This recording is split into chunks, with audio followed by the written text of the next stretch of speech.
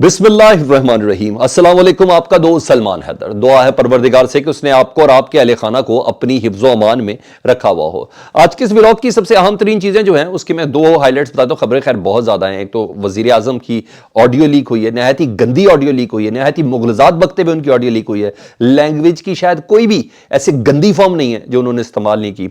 उसकी कुछ डिटेल बतानी है। मंडे तक का, पीर तक का IMF की जानिब से पाकिस्तान को कोई टारगेट मिला हुआ है जो इन शराइत को पूरा करने का वो कंफर्ट जोन बनेगा, जिसमें मंडे में वीडियो लिंक के जरिए जो गुफ्तगू होनी है पाकिस्तान के वजीर खजाना की और IMF के वफ्द की, उससे मतलब उन टारगेट से मुतालिक बताने के उस पर अमल पैरा शुरू हो चुका है, काम शुरू हो चुका है। उसकी कुछ डिटेल में वो मैंने आपको बताना है। जेल भरो तहरीक, ये शायद इस तहरीक को रोका भी जा सकता है, किस बिना पर वो भी मैंने आपको कुछ डिटेल बतानी है। फोकल पर्सन तो उनके बना दिए गए हैं, एजाज चौधरी साहब सेनेटर जो हैं, लेकिन कुछ और मेरे पास खबरें आई हैं वो मैंने आपको बतानी है। एक के बाद एक चीज़ें आपके सामने रखता हूं। तो सबसे पहले जी उस फैसले का जिक्र कर ले जिसका बड़ी शिद्दत के साथ इंतजार था, काफ़ी इंतजार कराया। कल 6 बजे जाके फैसला होना था, लेकिन फिर रात 10 बजे के बाद 10 बजे के करीब ये फैसला सुनाया गया।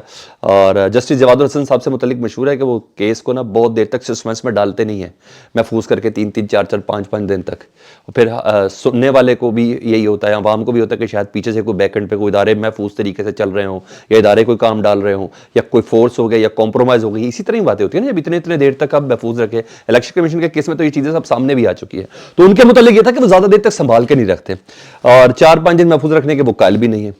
रिमार्क से हमें पहले अंदाज़ा था, और तर्ज अमल से अदालत के हमें पहले अंदाज़ा था।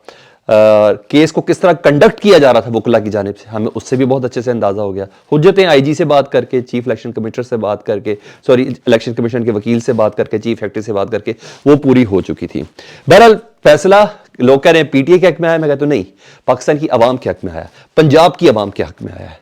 उनके मैंडेट को, यानी वो अपनी मर्जी से अपने ऊपर हुक्मरान रखना चाहते हैं, तो वो उनकी मर्जी थी। वो मोहसिन नकवी साहब जैसे लोग नहीं चाह रहे थे। तो बहरहाल फैसला आ गया, अच्छी बात हो गई। जैसा कि आइन में लिखा था वैसे ही फैसला आना था। इलेक्शन डिले किया जा सकता है, इनमें ऐसी कोई गुंजाइश ही नहीं है। और सारी दुनिया जानती है कि बेनज़ीर भुट्टो वाली शहादत का ये वो वाला दौर ही नहीं है, उस तरह के हालात ही नहीं कि उसमें थोड़ा सा एक्सटेंड किया गया था। तो बहरहाल जो कुछ भी था, अदालत के लिए भी बड़ा हक सच था कि 73 के आइन की रूह से ही उन्होंने ये फैसला करना था। वो फैसला मजीद किया। हाँ, दूसरी ऑप्शन थी वो मजीद लार्जर बेंच तश्कील दे के इस की तशरीह करवा सकती थी, मगर जस्टिस जवादुल हसन साहब ने कहा नहीं, मैं खुद ही फैसला कर सकता हूँ, और फैसला किया, और बड़ा खूब फैसला किया जी। इलेक्शन कमीशन को हुक्म दे दिया है, कोई गवर्नर नहीं, कोई सदर नहीं, कि आप पाबंद है 90 रोज के अंदर इलेक्शन कराने के। एक चीज, इलेक्शन कमीशन इंतखाब का शेड्यूल खुद जारी करे, अब 90 रोज के अंदर खुद जारी करे। अब 90 रोज के अंदर करना है, वो भी अभी बताता हूं। अब हुक्मदुली नहीं हो सकती ना, इलेक्शन कमीशन को बाकायदा हुक्म दे दिया गया है। तहरीर हुक्मनामा जारी हो जाएगा कल सैटरडे, कल संडे है, मंडे तक हो जाएगा हुक्मनामा, या कल रात में तक ही मिल जाएगा। तो इतना तय है कि बरोज पीर इलेक्शन कमीशन पंजाब में इंतखाबात का, पंजाब में आम इंतखाबात का शेड्यूल जारी कर देगी। 90 दिन में से 20 दिन वैसे गुजर चुके, अब 68-70 दिन रह गए जिसमें मोहसिन नकवी साहब की हुकूमत है बस। तो ये फैसला हो गया है। अब देखना क्या क्या हुकूमत चैलेंज कर सकती है, क्योंकि कल राना सनाउल्लाह साहब बात कर रहे थे ना शाहजेब खानजादा साहब के प्रोग्राम में, उन्हें कहा हमारी तो ये ख्वाहिश थी कि ना हो, लेकिन हम अपनी तैयारियों में हैं, हम वो कर रहे हैं। ओके, हमारी ये ख्वाहिश थी कि ऐसी चीज़ें थी। कोई वजारत दिफा कह तो सिक्योरिटी नहीं दे सकते, वजारत खजाना कह रही हम पैसे नहीं दे सकते, और इलेक्शन कमीशन अमले से मुतलिक बात करी कि जुडिशरी हमें नहीं दे रही। तो इन तमाम चीज़ों की वजह से सिर्फ हुक्म देने से तो नहीं होना ना, ये सारे फैक्टर्स आने, तो कुछ ना कुछ इनके दिमाग में चल रहा है। ऑप्शंस क्या है? डिविजनल बेंच पे ये लोग दोबारा से चले जाएं, दोबारा इस फैसले के खिलाफ सुप्रीम कोर्ट में इसको चैलेंज कर दे। मगर कल रात गए तक मैं कानूनी माहिरीन को सुन रहा था, तो वो कहता है कि मुश्किल है इस तरह के केस में स्टे लेना। ये फैसला हर हाल में मानना ही पड़ेगा हुकूमत को, यानी इलेक्शन कमीशन को ये बात माननी पड़ेगी। अच्छा जी, दूसरा देखने के हुकूमत इसको चैलेंज तो नहीं करेगी। ऑप्शंस और क्या चीज़ हैं जी? इमरान खान साहब, अब ये तो तय हो गया कि 2/3 मेजोरिटी से पंजाब में जीत जाएंगे और KPK में भी जीत जाएंगे, अब कोई प्रॉब्लम नहीं है। यानी अब इस्लामाबाद का इलेक्शन भी बन चुका हुआ, मरकज़ का जो फाइनल जब भी इन्होंने अक्टूबर के अंदर करवाना या नवंबर के अंदर करवाएंगे जी। अब इनके पास चीज़ ये है, हुकूमत के पास ऑप्शंस क्या है? एक तो पार्लियामेंट के जरिए कोई ऑर्डिनेंस पास कर दे, ठीक है, इतना आसान नहीं होगा।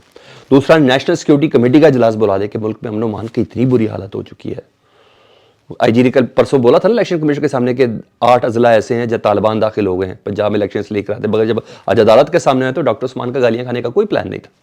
उन्होंने कहा जी हम फैसले को पूरा करने के लिए हम हर तरीके से हाजिर, हमें सिर्फ हुक्म लगाएं बस आप। अदालत ने उनको बता दिया था। तो अब ये कोई इस तरह को बनाए मगर बहुत मुश्किल होगा। यानी ये तय हो गया कि इनकी सियासी मौत होने वाली है इस फैसले के बाद, जिस बात का अंदाजा हो गया। अब आ जाऊँ दूसरा, जेल बरो तहरीक जिससे मुतल्लिक़ मैं कर रहा हूँ, ये मुलतवी भी हो सकती है। तैयारी जारी है जी। और जेल बरो तहरीक के आप focal person senator Ejaz Chaudhry साहब को बताया, बहुत स्पूकी है और सेनेट के अंदर और वैसे भी ना पीटीआई के मुद्दे को बहुत गरज बरज के साथ लेके चलते हैं। और रजिस्ट्रेशन जोरों शोर पर जारी है। फोकल पर्सन एजाज चौधरी साहब को बुला दिया है। रजिस्ट्रेशन जेल बरो तहरीक के हवाले से थी वो बड़ी जोर शोर से जारी है। लिस्टों को मॉनिटर एजाज चौधरी साहब खुद करेंगे। जो मेरे पास खबर है वो ये है कि तैयारी के बाद ही ऐलान होगा अगले चंद रोज में, लेकिन हो सकता है कि जेल बरो तहरीक मौखर हो जाए क्योंकि इलेक्शन का हुक्म आ चुका है अदालत की तरफ से। पीर को इलेक्शन कमीशन अगर डेट दे तो इमरान खान साहब को बंदे अंदर नहीं बाहर ज्यादा चाहिए। यह हो सकता है कि इलेक्शन की तैयारी की वजह से मौका हो। ये मेरे पास खबर है, ये चीज डिस्कस हुई है जमान पार्क में, ठीक है जी। तो ये भी खैर मुमकिन है, मगर बहरहाल अपने हिसाब से वो सब चल रहा होगा। अब आ जाओ जी जरा आईएमएफ वाले मामले पर, फिर मैंने आपको वजीर आजम की गालियों से मुतालिक भी बताना और कुछ और डाटा भी लीक हुआ है हरासमेंट वाला, उससे भी मुतालिक कुछ बताना है। आईएमएफ का मामला थोड़ा पेचीदा है जी और मंडे तक कुछ टास्क हैं जो पूरे करने और उस पर अमल दरामद शुरू हो गया जी। ईसीसी का इजलास बुलाया गया है। पैरास्टामोल की गोली 3.33 यानी ₹3.33 एक गोली बढ़ा दी गई है उसकी कीमत जी। और 20 अद्वियात कहते हैं सस्ती की गई है, उसके नाम हमें नहीं बताए। बिजली के सार्फिन से पीर से पहले ये टारगेट है, अभी और भी कुछ पूरे होने का होना है। बिजली के सार्फिन से 76 अरब रुपए वसूल करने जी, ठीक है। ₹1 फी यूनिट चार्ज किया जाएगा जी, 300 से ऊपर मजीद यूनिट महंगा होगा, ₹1 फी यूनिट। और बिजली के लिए जो कर्ज लिया जाएगा उसका सूद भी आवाम ही अदा करेगी, ठीक है। ये है मंडे तक ये और इसके अलावा दीगर की शराइत पूरी करनी है। गर्दिशी कर्जा खत्म करने की भी मंजूरी दी गई है। आईएमएफ से पीर के दिन मुज़ाकरात के जो मुंह लेके जाना ना सामने सरेंडर का, उसमें ये तमाम चीजें जरूरी है। ऐसे में दो पाकिस्तान के माहिर कानून ना रात को दो बड़ी अहम स्टेटमेंट दी, मैं दोबारा आपके सामने रिपीट कर दूं। हफीज पाशा साबिक वजीर खजाना, वो कहते हैं घंटों और दिनों का वक्त रह गया पाकिस्तान के पास, हफ्ते हफ्तों की बात नहीं है। आईएमएफ की शराइत पर अमल किए बगैर मुमकिन ही नहीं है कि पाकिस्तान को चलाया जा सके। ये हफीज पाशा कह रहे हैं घंटों और दिनों की बात रह गई है। ये हाल कर दिया इन्होंने खजाने का, 2.9 अरब बस इतना रिजर्व है हमारे पास, ये उन्होंने बोला।